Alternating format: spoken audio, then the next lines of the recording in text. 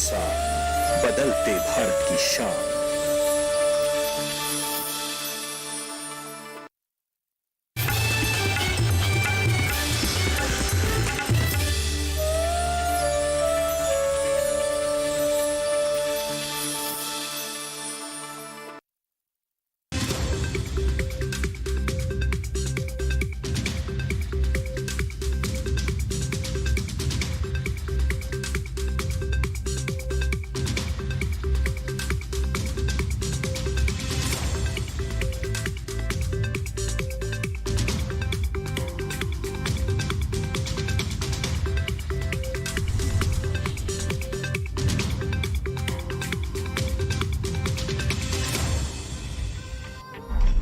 नमस्कार, मैं मनोज बख्शी स्वागत करता हूं आप सभी दर्शकों का डीडी किसान चैनल पर।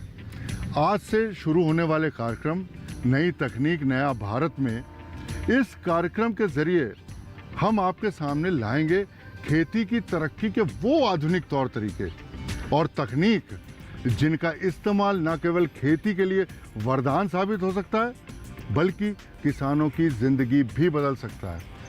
आप भी इन्हें आजमा कर उन किसानों में शामिल हो सकते हैं जिन्होंने न केवल अपना कायाकल्प किया बल्कि देश की तस्वीर भी बदल डाली। तो चलिए शुरू करते हैं आज का सफर।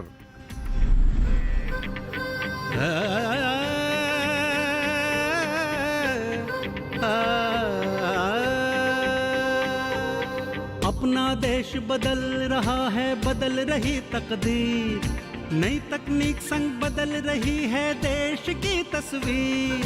नई तकनीक नया भारत,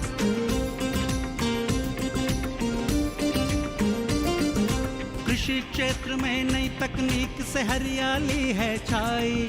सोलर पंप हल्के यंत्रों से नई क्रांति है आई।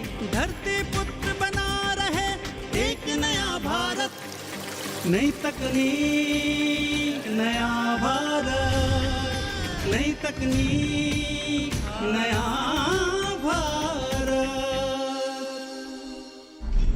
खेती किसानी में बागवानी एक ऐसा क्षेत्र है जिसमें किसान सीमित जमीन से सघन बागवानी अर्थात हाई डेंसिटी तकनीक अपनाकर अधिक लाभ कमा सकते हैं। सघन बागवानी का मतलब है कम जगह में अधिक से अधिक फलदार पौधों को व्यवस्थित तरीके से लगाकर ज्यादा पैदावार लेना है। इसका फायदा यह है कि प्रति एकड़ खेत में मुनाफा कई गुना बढ़ाना है। इस तकनीक का इस्तेमाल उन किसानों या लोगों के लिए ज्यादा कारगर है जिनके पास कम जगह होती है। और आइए अब इस तकनीक को विस्तार से समझते हैं।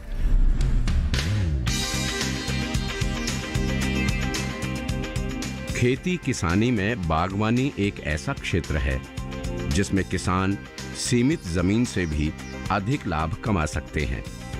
बागवानी से ज्यादा मुनाफा मिले उसके लिए किसानों को सघन पद्धति यानी हाई डेंसिटी बागवानी को अपनाना चाहिए। बागवानी में सघन पद्धति ऐसी तकनीक है जिसमें प्रति इकाई क्षेत्रफल में अधिक फलदार पौधों का रोपण कर उससे लगातार कई सालों तक अच्छे गुणवत्ता वाले फल की अधिक उपज ली जा सकती है।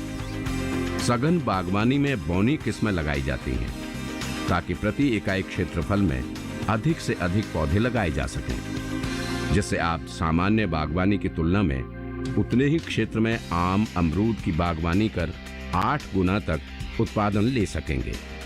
आखिर इतना फायदा देने वाली बागवानी कौन नहीं करना चाहेगा। हाई डेंसिटी सर्वप्रथम स्टार्ट तो हुआ था यूरोप में और इंडिया में भी किया गया, तो सबसे पहले टेम्परेट फ्रूट में स्टार्ट किया गया। और जब सब ट्रॉपिकल फ्रूट की बात आती है तो सबसे पहले ये टेक्नोलॉजी शुरू की CISS ने, सेंट्रल इंस्टीट्यूट फॉर सब ट्रॉपिकल हॉर्टिकल्चर लखनऊ ने इसको स्टार्ट किया। जिसमें क्या होता है कि हाई डेंसिटी जब आप कर रहे होते हैं तो उसमें होता है कि जो नॉर्मल में हम प्लांटेशन करते हैं उससे हमारी यील्ड जो है लगभग 2 से 3 गुना बढ़ जाती है। तो वहाँ पे नंबर ऑफ प्लांट भी ज़्यादा होते हैं, यील्ड आपकी 2 से 3 गुना बढ़ जाती है, तो जिससे किसानों की आमदनी में बढ़ोतरी होती है। सघन बागवानी में किस्मों का चुनाव सबसे जरूरी पहलू होता है। दरअसल इस विधि में फलों की बौनी बौनी किस्मों का चुनाव किया जाता है। आम की हाई डेंसिटी बागवानी के लिए अरुणिका, आम्रपाली जैसी किस्में सबसे अच्छी मानी जाती हैं। वहीं अमरूद की हाई डेंसिटी बागवानी के लिए आप ललित, इलाहाबाद सफेदा, लखनऊ 49 और ऐसी ही किस्मों का चयन कर सकते हैं और अमरूद की सघन बागवानी से बम्पर उपज ले सकते हैं। हाई डेंसिटी में सर्वप्रथम आदमी को कोशिश ये करना चाहिए कि जो पौधे थोड़ी सी फैलावार कम हो, जिसमें बौने प्रकार का थोड़ा से होता है, कोशिश ये करना चाहिए। ऐसे ही आपको पौधे लेने चाहिए। जैसे किस्म हो गई आम में अगर आप बात करें तो आम्रपाली ठीक है, आप इसको हाई डेंसिटी में यूज कर सकते हैं। फिर CISH ने 2 वैरायटी और निकाल रखी है, एक है अरुणिका और एक अंबिका, जो बौने आकार की है। तो हाई डेंसिटी में आप इसको भी यूज कर सकते हैं। आम की साधारण बागवानी में पौधे से पौधे की दूरी 10 मीटर के करीब रखी जाती है, जिसमें प्रति हेक्टेयर तकरीबन 100 पौधे लगते हैं। वहीं आम्रपाली आम की सघन बागवानी करते समय पौधे से पौधे के बीच की दूरी 2.5 से 3 मीटर रखते हैं और इस तरह 1 हेक्टेयर में 1333 पौधे लगते हैं। आम्रपाली के अलावा अन्य किस्म के पौधे 5 बाई 5 मीटर की दूरी पर लगाए जाते हैं और इस तरीके से 1 हेक्टेयर में लगभग 400 पौधे लगते हैं। हाई डेंसिटी करने के लिए करना पड़ेगा आपको सर्वप्रथम तो जो हम नॉर्मल डेंसिटी में 10 बाई 10 मीटर पे लगाते हैं तो 1 हेक्टेयर में हमारा 100 पौधा आता है। जब हाई डेंसिटी की बात करते हैं तो जो 10 बाई 10 से नीचे आप लगाएंगे वो सब हाई डेंसिटी में ही आता है। तो 5 बाई 5 अगर 5 बाई 5 मीटर आप रखते हैं तो उसमें आपके 400 पौधे प्रति हेक्टेयर आते हैं। अगर आप अमरूद की सघन बागवानी करना चाहते हैं तो अमरूद के पौधों को 3 बाई 3 मीटर की दूरी पर लगाएं। इस तरह से पौधों का रोपण करने पर 1 हेक्टेयर में 1111 पौधे लगेंगे। अमरूद की पौध रोपाई के कुछ समय बाद सबसे पहले 70 सेंटीमीटर की ऊंचाई से काट दें। उसके बाद 2-3 महीने में पौध से 4-6 मजबूत डालियां विकसित होती हैं। अमरूद के पौधे में निकलने वाले नए कल्लों में फल लगते हैं, इसलिए पौध में नए कल्लों को विकास करना जरूरी होता है, जिसके लिए अमरूद के पौधों की साल में 3 बार कटाई छटाई की जाती है। पहली कटाई बाग लगाने के 4-5 महीने बाद अक्टूबर में की जाती है, जिसमें 3-4 टहनियों को चुनकर 50% तक काट दिया जाता है। टहनियों के कटे भाग पर बोर्डो पेस्ट जरूर लगाना चाहिए। दूसरी कटाई फरवरी में और तीसरी कटाई मई-जून में करनी चाहिए। 2 वर्षों तक कटाई छटाई कर पौधों की संरचना का विकास किया जाता है। इसके बाद तीसरे वर्ष से पौधे फल देना शुरू कर देते हैं। आम की सघन बागवानी में पौधे को जमीन से 60-70 सेंटीमीटर ऊंचाई से कटिंग के बाद मार्च-अप्रैल में तने निकलते हैं। मई के महीने में 4 तनों को चारों दिशाओं में रखकर बाकी सभी को काटकर हटा दें। फिर इन 4 तनों की अक्टूबर-नवंबर में दोबारा से कटाई छटाई की जाती है। इस तरह कटाई छटाई करके पेड़ के चारों तरफ 3-4 शाखाओं को लगातार बढ़ने देते हैं। आज के इस वैज्ञानिक दौर में निस्संदेह तकनीक से ही तरक्की संभव है। तो आइए अब हम लेते हैं एक छोटा सा ब्रेक। कार्यक्रम के आगे के भाग में मिलते हैं एक सफल किसान से, जिसने इस तकनीक को अपनाया है और भरपूर लाभ कमा रहा है। सफलता की ये कहानी देखते हैं आगे। तब तक आप बने रहिए हमारे साथ। नई तकनीक नया भारत, नई तकनीक नया भारत। एक अमरूद का वजन 1.5 किलो तक पहुंच जाता है और इसकी पैदावार करने वाले किसानों का माल हाथों हाथ बिक रहा है। नई तकनीक नया भारत, नई तकनीक नया भारत।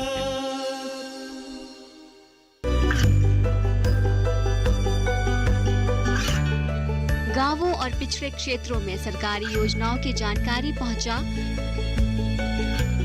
देश में कौशल और क्षमता विकास कर ग्रामीणों को सामाजिक बदलाव और विकास से जोड़ने की दूरदर्शन किसान की पहल चौपाल चर्चा देखें सोमवार से शुक्रवार सुबह 9 बजे। नई तकनीक नया भारत, नई तकनीक नया भारत। आम की साधारण बागवानी में पौधे से पौधे की दूरी 10 मीटर के करीब रखी जाती है, जिसमें प्रति हेक्टेयर तकरीबन 100 पौधे लगते हैं। नई तकनीक नया भारत, नई तकनीक नया भारत। आप सभी दर्शकों का मैं ब्रेक के बाद एक बार फिर स्वागत करता हूं कार्यक्रम नई तकनीक नया भारत में। आज हम एक ऐसे किसान से मिलवाने जा रहे हैं जिन्होंने पुरानी खेती में बदलाव करके अमरूद की हाई डेंसिटी यानी सघन बागवानी लगाई है, वो भी नई तकनीकों के साथ। इनके उपजाए अमरूद की बाजार में अच्छी खासी मांग है। आइए मिलते हैं इस सफल युवा किसान से और जानते हैं कि उनकी अमरूद की बागवानी में क्या खास है।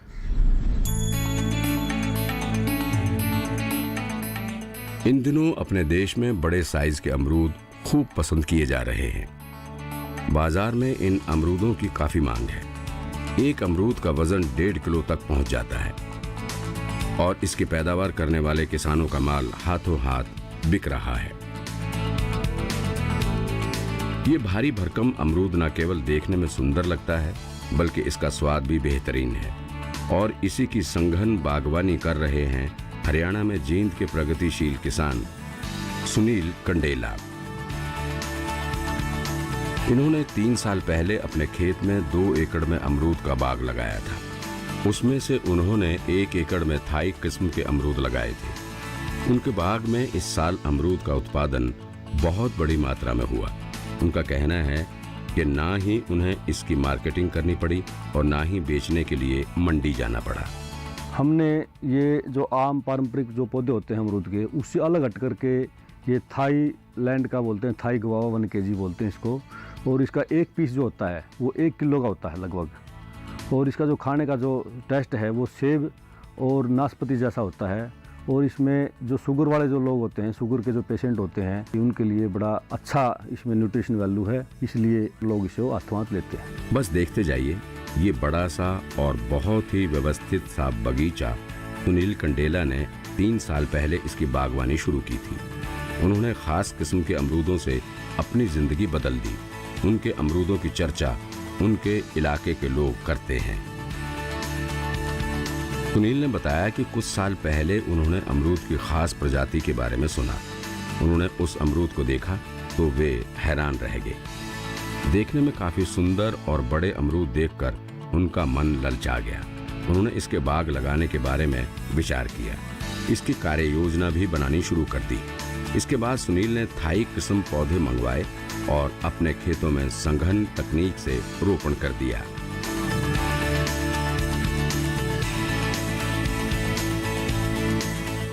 उनके उपजाए अमरूद के आकार देखिए, इतने बड़े होते हैं कि उसे एक अकेला आदमी पूरा खा नहीं सकता। इसके लिए वो जब अमरूद नींबू के आकार से भी छोटे होते हैं तभी उनका चुनाव हो जाता है और फिर उसके ऊपर बारिश, आंधी, ओले जैसी किसी प्राकृतिक आपदा या बीमारी का असर ना हो, इसलिए फोम लगाया जाता है। तापमान को संतुलित रखने के लिए एंटी फॉग पॉलीथीन और फिर उसके ऊपर कागज बांधा जाता है। इसकी बड़ी एक अच्छी टेक्नोलॉजी है। ये जैसे हमारा फ्रूट है, ये पत्ते होते हैं जो पौधे के पास में, वो फ्रूट के पास से पत्ते हम हटा देते हैं ताकि उसके ऊपर कोई स्क्रैच, कोई निशान ना पड़े और उसको धूप जो लगती थी डायरेक्ट। आज हमने जैसे इसको हैंड लगाया, हाथ लगाया फ्रूट को, तो उसके बाद खाने वाला ही इसको हाथ लगाएगा, उसके इन बिटवीन कोई भी इसको हाथ नहीं लगाएगा, इसलिए इसकी क्वालिटी भी अच्छी निकल के आती है। आमतौर पर जहां 1 किलो वजन में 4 से 5 अमरूद आ जाते हैं, वहीं सुनील द्वारा उपजाई गई एक अमरूद का वजन 1 किलो से भी ज्यादा का होता है। सुनील ने अमरूदों की बागवानी के लिए वैज्ञानिक तरीके अपनाए। क्योंकि भूमि का जल स्तर बहुत कम है तो वो ड्रिप सिंचाई के माध्यम से सिंचाई करते हैं। इसके अलावा सुनील ने 2 एकड़ में नींबू की बागवानी की है और 1 एकड़ में शेड नेट लगवाया है, जिसमें वो सब्जियों की खेती करते हैं। इसमें उन्हें 4 लाख तक का खर्च लागत और देखरेख के तौर पर आता है। इस तरह इन्हें अपने 1 एकड़ के फार्म से साल भर में 8 लाख का शुद्ध मुनाफा होता है।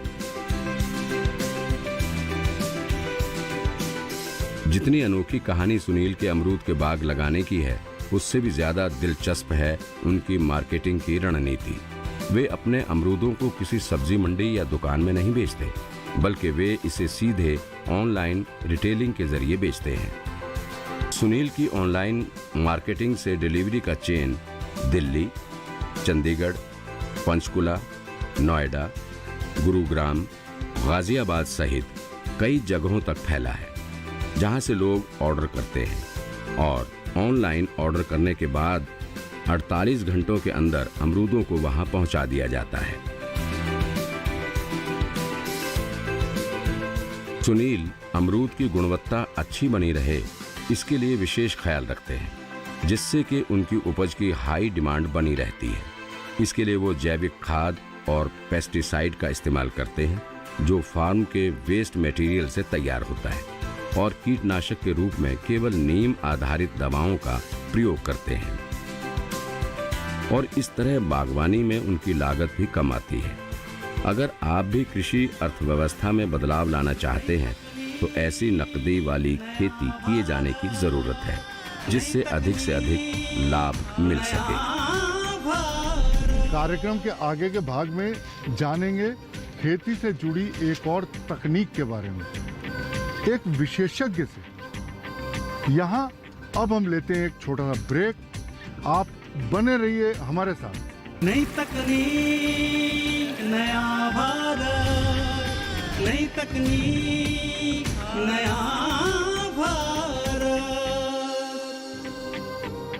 कृषि ही इन्हीं आधुनिक तकनीकों में एक है। संरक्षित खेती यानी पॉली हाउस या नेट हाउस में खेती।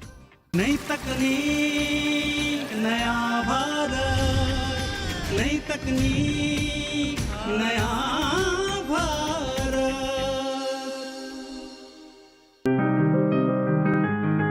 बीमारियों से कैसे बचेगी फसल? मवेशियों की मुश्किलों का क्या है हल? कहां से लाएं बीज, कितनी लगेगी खाद? किसानों के हर फोन का विशेषज्ञ देंगे जवाब। देखिए हेलो किसान लाइव सोमवार से शुक्रवार शाम 6 बजे। नई तकनीक नया भारत, नई तकनीक नया भारत। इसमें उन्हें 4 लाख तक का खर्च लागत और देखरेख के तौर पर आता है। इस तरह इन्हें अपने 1 एकड़ के फार्म से साल भर में 8 लाख का शुद्ध मुनाफा होता है। नई तकनीक नया भारत, नई तकनीक नया भारत। आप सभी दर्शकों का ब्रेक के बाद एक बार फिर स्वागत है नई तकनीक नया भारत के इस कार्यक्रम में। खेती में कुछ अलग करने की सोच न केवल उत्पादन बढ़ाने में मददगार हो सकती है, बल्कि कई गुना मुनाफे के रूप में हासिल हो सकती है। हालांकि पूरा सच ये है कि ऐसा करने के लिए परंपरागत खेती की तुलना से किसानों को कुछ ज़्यादा खर्च करना पड़ता है, लेकिन नई तकनीक अपनाने से खेती में लाभ का दायरा काफ़ी बढ़ जाता है। और ऐसी ही तकनीक है पॉली हाउस में खेती, जिसके बारे में हम विस्तार से जानकारी देने जा रहे हैं। परंपरागत खेती को छोड़कर आज कई किसान नई कृषि तकनीकों को अपनाकर खेती से मोटा मुनाफा कमा रहे हैं। समय के साथ साथ खेती के तौर तरीकों में नए नए प्रयोग और परिवर्तन हो रहे हैं। इन नई तकनीकों को अपनाकर खेती करना बहुत ही लाभकारी साबित हो रहा है। कृषि ही इन्हीं आधुनिक तकनीकों में एक है। संरक्षित खेती यानी पॉली हाउस या नेट हाउस में खेती। आप इन तकनीकों को अपनाकर बेमौसमी सब्जियों या फूलों की खेती कर बेहतर मुनाफा कमा सकते हैं। तो पॉली हाउस का जो कॉन्सेप्ट है, पॉली हाउस का सबसे बड़ा कॉन्सेप्ट तो ये है कि राउंड द ईयर प्रोडक्शन लेने के लिए, मतलब पूरे साल पूरे वर्ष किसी भी फ्रूट्स का, वेजिटेबल का, फूल का प्रोडक्शन लेने के लिए, अवेलेबिलिटी प्रदान करवाने के लिए पॉली हाउस का कॉन्सेप्ट जो है बहुत अच्छा है और इससे बहुत ज़्यादा फायदा भी है। इसमें क्या होता है कि अगर पॉली हाउस में कल्टीवेशन होता है, खेती होती है, चाहे फूल का हो, फ्लावर्स का हो, चाहे वेजिटेबल का हो, तो उसमें क्या है कि क्वालिटी अच्छी मिलती है और क्वांटिटी भी ज़्यादा मिलती है। लाखों की नौकरी छोड़कर भी पॉली हाउस खेती का रुख करने वालों की कमी नहीं। आपके मन में भी सहज ये सवाल आता होगा कि फिर ऐसे लोगों में आप क्यों नहीं? दरअसल पॉली हाउस की तकनीक बहुत महंगी है, जिसमें लाखों का खर्च आता है। लेकिन क्या आपको मालूम है कि ऐसी नई तकनीकों को बढ़ावा देने के लिए सरकार ने भी जागरूकता अभियान चला रखा है और अपनी योजनाओं के जरिए ऐसी खेती करने वालों को सब्सिडी भी देती है। Government of India, ministry of agriculture, कृषि और किसान मंत्रालय, भारत सरकार इसको प्रोत्साहन दे रही है, प्रमोट कर रही है। हमारी पॉली हाउस पे, नेट हाउस पे 50% सब्सिडी है। 50% सब्सिडी एक क्रेडिट लिंक्ड है और बैक एंडेड है। क्रेडिट लिंक का मतलब होता है कि हमारे किसानों को लोन लेना ही पड़ेगा, चाहे किसी भी नेशनलाइज बैंक से या बैंक से लें, एफआई से लें, जितने भी एफआई हैं उनसे भी ले सकते हैं। और बैक एंडेड का मतलब ये होता है कि प्रोजेक्ट कंप्लीट होने के बाद से, जैसे प्रोजेक्ट इस्टेब्लिश हो गया, इसके बाद से हमारी एक मॉनिटरिंग टीम होती है, जॉइंट इंस्पेक्शन टीम होती है, उसको इंस्पेक्शन करती है और सेटिस्फैक्ट्री होने से उस पर सब्सिडी हम देते हैं, जो कि 50% है।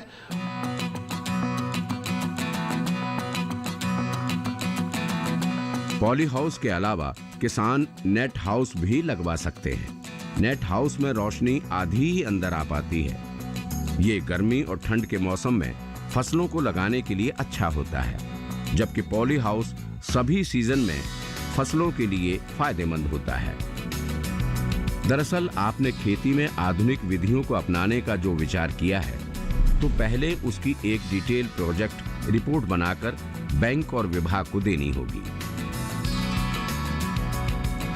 अपने जमीन के कागजात, एरिया और फसल के बारे में बताना होगा। फिर विभाग अपने निरीक्षण में तकनीकी रूप से सही होने पर वो प्रोजेक्ट पास कर देता है। वाटर रिपोर्ट वो एक सर्टिफिकेट होता है, सॉइल रिपोर्ट एक सर्टिफिकेट है, वाटर रिपोर्ट एक सर्टिफिकेट है, आईएमडी रिपोर्ट एक सर्टिफिकेट है। इस तरह से ये डॉक्यूमेंट्स है और इसको अप्लाई करना होता है, ऑनलाइन अप्लाई करना होता है। ऑनलाइन अप्लाई करने के बाद से उसकी हार्ड कॉपी, जो डॉक्यूमेंट हमने ऑनलाइन किया है, उसकी एक हार्ड कॉपी हमारे नेशनल हॉर्टिकल्चर बोर्ड, जो मुख्य कार्यालय हमारा गुड़गांव में है, वहाँ पे भेजना पड़ता है। इसके बाद से प्री आईपीए कंसीडर होता है।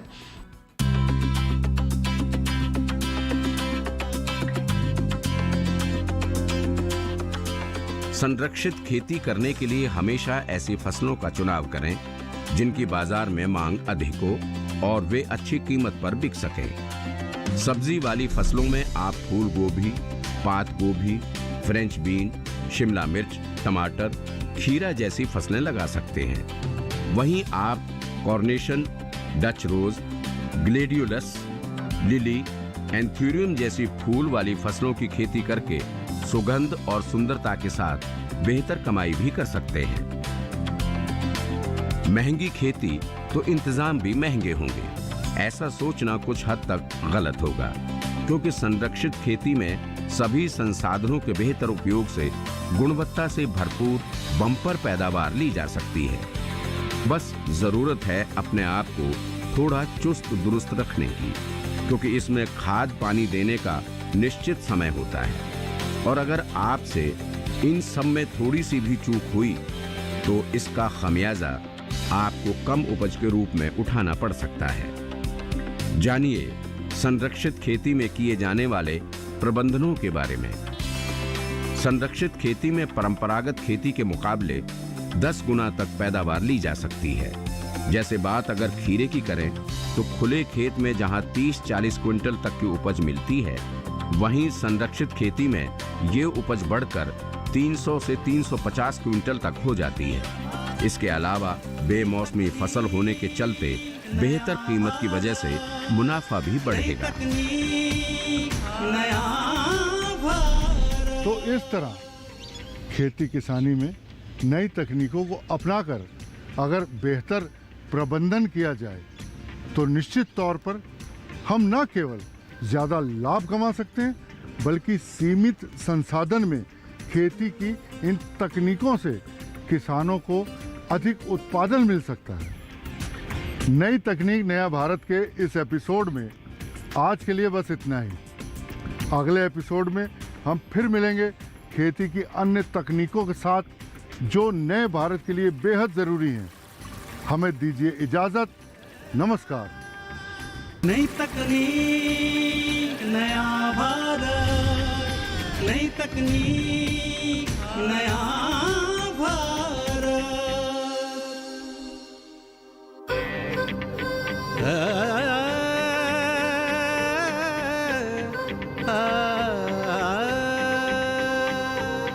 अपना देश बदल रहा है, बदल रही तकदीर। नई तकनीक संग बदल रही है देश की तस्वीर। नई तकनीक नया भारत।